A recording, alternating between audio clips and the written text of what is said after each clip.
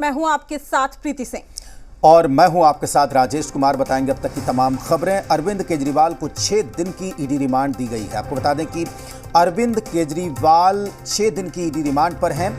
Rouse Avenue court ने ED remand पर उन्हें भेजा है। 28 मार्च तक ईडी की रिमांड पर केजरीवाल रहेंगे। तो बड़ी जानकारी, बड़ा अपडेट आप तक पहुंचाने।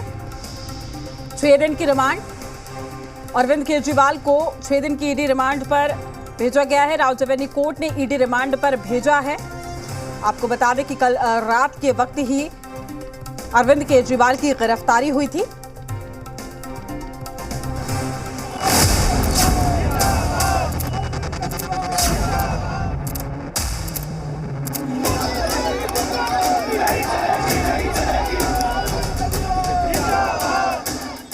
शराब घोटाले के सरगना है अरविंद केजरीवाल। ये सीधा सीधा आरोप है पीएमएलए कोर्ट में ईडी का। केजरीवाल को गिरफ्तार करने के बाद ईडी ने दिल्ली के मुख्यमंत्री अरविंद केजरीवाल को अरेस्ट करने वाली फाइल पेश की। ईडी ने 28 पन्नों में गिरफ्तारी के आधार की एक एक बात अदालत के सामने रखी। ईडी ने साफ तौर पर कहा, केजरीवाल इस पूरी आबकारी घोटाले की साजिश के कर्ता धर्ता और सरगना हैं। केजरीवाल शराब नीति के एवज में रिश्वत लेने में शामिल रहे हैं। केजरीवाल आबकारी नीति के निर्माण में सीधे शामिल थे। केजरीवाल चुनाव के लिए 100 करोड़ की फंडिंग चाहते थे। पैसा साउथ लॉबी से दिल्ली आया, फिर यहां से गोवा चुनाव में इस्तेमाल हुआ। इन आरोपी की पुष्टि के लिए हमारे पास न केवल बयान है बल्कि कॉल डिटेल्स रिकॉर्ड भी हैं। यही वजह है कि ईडी ने अदालत से केजरीवाल के रिमांड की जरूरत पर दलील दी ताकि पूछताछ की जा सके। लेकिन अब बारी केजरीवाल के पक्ष की थी तो अभिषेक मनु सिंघवी ने ईडी के एक्शन पर सवाल उठाए। उन्होंने कहा कि रिमांड यूं ही नहीं मिल जाती, उसके लिए कोर्ट को आश्वस्त करना होगा। ईडी का कहना है कि आगे मनी ट्रेल का पता करना है। ये गिरफ्तारी का आधार कैसे हो गया? पहली बार हो रहा है भारत के इतिहास में कि किसी सिटिंग सीएम को गिरफ्तार किया जा रहा है। सिंघवी ने यह भी कहा कि ईडी के पास ऐसा कोई पुख्ता आधार नहीं है जिससे साफ हो कि गिरफ्तारी क्यों जरूरी है।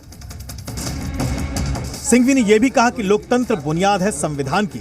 आज चुनाव से पहले गिरफ्तार कर पार्टी को जानबूझकर दूसरी पार्टियों के मुकाबले कमतर करने की कोशिश हो रही है। 75 वर्ष में कभी भी चुनाव के बिल्कुल शुरू में, चुनाव के आसपास एजेंसीज का दुरुपयोग ऐसे कभी नहीं हुआ। अब अगर कोर्ट रूम के बाहर की हलचल पर ध्यान दें तो केजरीवाल के समर्थन में आम आदमी पार्टी के कार्यकर्ता सड़कों पर उतर आए हैं।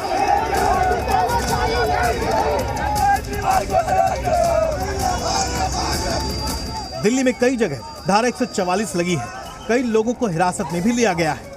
केजरीवाल के जेल जाने के बाद सवाल है कि आखिर दिल्ली में नेतृत्व का संकट कहीं गहरा न जाए। ऐसे में अब आपको बताते हैं कि किसके पास क्या विकल्प है।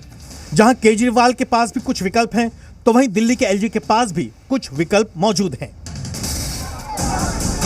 इस बीच दिल्ली के उप मुख्यमंत्री आतिशी साफ कर चुकी हैं कि केजरीवाल दिल्ली के मुख्यमंत्री पद से इस्तीफा नहीं देंगे। ऐसे में दिल्ली के मुख्यमंत्री अरविंद केजरीवाल के पास नियमों के मुताबिक कुछ अधिकार भी हैं तो कुछ मुश्किलें भी।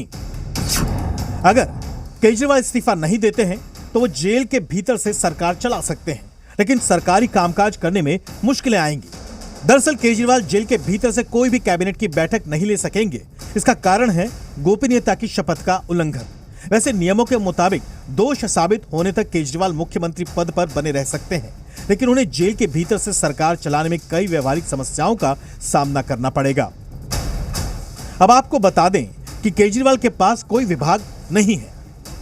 सबसे बड़ी बात आती है कि मुख्यमंत्री के अपने एक प्रोटोकॉल होता है। मुख्यमंत्री अगर प्रोटोकॉल होता है तो जेल में उन्हें कैदी की तरह रखा, क्योंकि जेल में कैदी का कोई प्रोटोकॉल नहीं होता। जेल में उसके जो डूज एंड डोंट डिसाइडेड है जेल मैनुअल में, उसी के हिसाब से चलता है।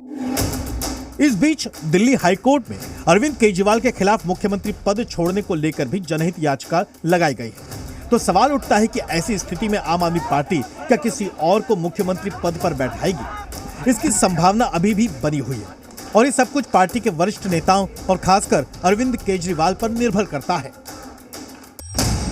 अब बारी आती है दिल्ली के लेफ्टिनेंट गवर्नर यानी एलजी की। जो इस वक्त दिल्ली में केजरीवाल की गिरफ्तारी और आम आदमी पार्टी के प्रदर्शन और कानून व्यवस्था पर पूरी नजर रखे हुए हैं। यानी आखिर में एलजी क्या करेंगे। आपको बता दें कि दिल्ली केंद्र शासित राज्य है, ऐसे में उपराज्यपाल की भूमिका अहम हो जाती है। चूंकि अरविंद केजरीवाल ने इस्तीफा नहीं दिया है तो उपराज्यपाल संवैधानिक मशीनरी के टूटने का हवाला दे सकते हैं और धारा 239A(b) के तहत राष्ट्रपति शासन की सिफारिश कर सकते हैं। उपराज्यपाल 239A(a) के तहत सरकार को बर्खास्त करने के लिए भी यही कारण बता सकते हैं। एलजी अगर उसको प्रपोज करते भी हैं, किसी भी परिस्थिति में कहते भी हैं कि भाई यहाँ संवैधानिक संकट पैदा हो गया, तो वो समझ, क्योंकि इनके पास मेजॉरिटी है विधानसभा में अपनी, तो ये भी एक विषय है।